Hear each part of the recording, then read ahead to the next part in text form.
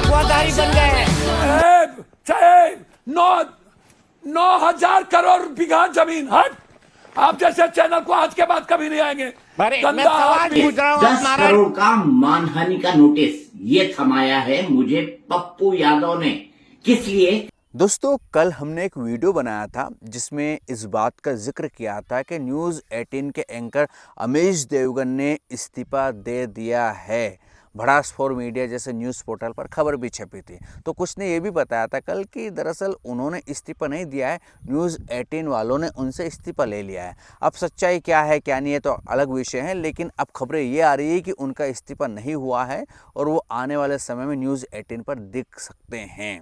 चलो, ये तो वक्त बताएगा कि क्या होता है क्या नहीं होता है, लेकिन क्या ही फ़र्क पड़ता है कौन आ रहा है इस देश की मीडिया में, कौन जा रहा है। जो असली पत्रकार है वो तो अपना अपना यूट्यूब चैनल खोलकर बैठे ही हैं, आप सभी को पता है। लेकिन एक चीज़ समझ लीजिए, आप ये बात नोट कर लीजिए, आज हो सकता है मेरा चैनल उड़ जाए चला जाए कभी इन फ्यूचर, तो आप मेरी ये बात याद रखिएगा कि इस देश के मीडिया की हालत बहुत खस्ता होने वाली है। नौकरियाँ जाएगी भयंकर तरीके से। कई सारे न्यूज़ चैनल आने वाले 5-15 सालों में बंद भी होते हुए दिखेंगे आपको, क्योंकि अभी ये सिर्फ सरकारी बजट पर यानी कि सरकारी विज्ञापन मिलते हैं ना, बहुत ज़्यादा तो इस पर डिपेंड आप मान के चलिए। क्योंकि इस देश की जो पब्लिक है ना, वो अब टीवी को देखती नहीं है। खासकर टीवी को देखती है तो न्यूज़ चैनल को नहीं देखती है, क्योंकि जिस तरह के न्यूज़ चैनल पर खबरें आती है, जिस तरह से मुर्गे लड़ाए जाते हैं डिबेट के नाम पर, हिंदू मुसलमान यानी कि जो कचरा परोस रहे हैं ना न्यूज़ के नाम पर, इससे पब्लिक अब उब चुकी है। जेनजी तो देखते ही नहीं है इन्हें, और अपने घर में टीवी चलते हैं तो वो चैनल बदल देते हैं, मना कर देते हैं कि इनको मत देखो, दूसरे कोई चीज़ देख लो, कार्टून देख लो आप। हाल फिलहाल में खबरें आई थी, आप सभी को पता हो कि इंडिया टुडे ने तकरीबन 100 के आसपास लोगों को नौकरी से आउट ऑफ किया है। तो हालत खस्ता होनी है, और इस हालत का जिम्मेदार कोई और नहीं है, ये खुद ही लोग हैं। इन्होंने खुद अपने पैर पर कुल्हाड़ी मारी है, ये बात मान के चलिए। जिस देश का मीडिया डरता है उसको हम क्या मीडिया कह सकते हैं क्या? मीडिया का काम होता है डरना नहीं, चमकना नहीं। लेकिन जो खुद डरे हुए हैं वो क्या ही पत्रकारिता करेंगे। खैर, एक और विषय है, एक और मामला है। दीपक चौरसिया साहब का नाम आपने सुना होगा।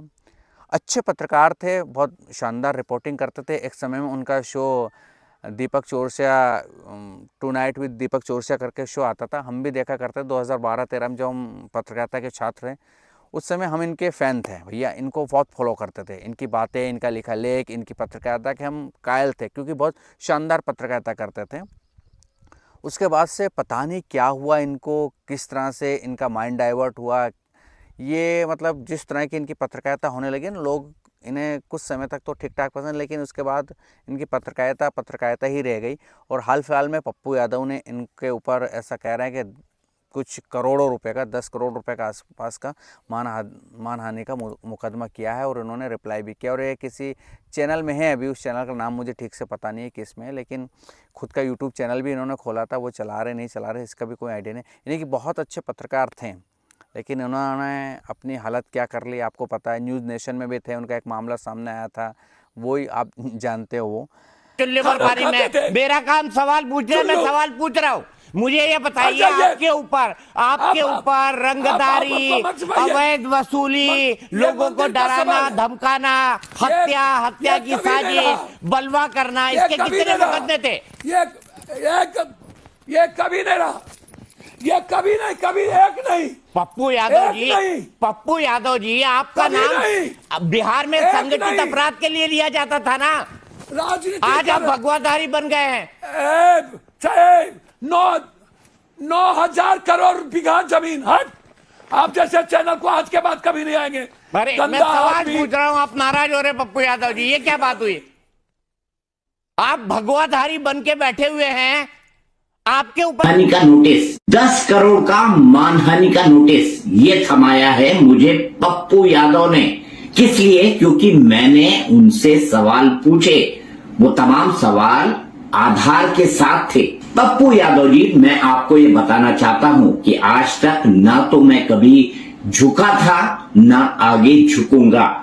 मेरे चैनल लाइव टाइम्स के editor in chief Dilip Kumar Singh ने भी यह साफ कर दिया है कि आपके 10 करोड़ के मानहानि के नोटिस का कानूनी तौर पर जवाब दिया जाएगा।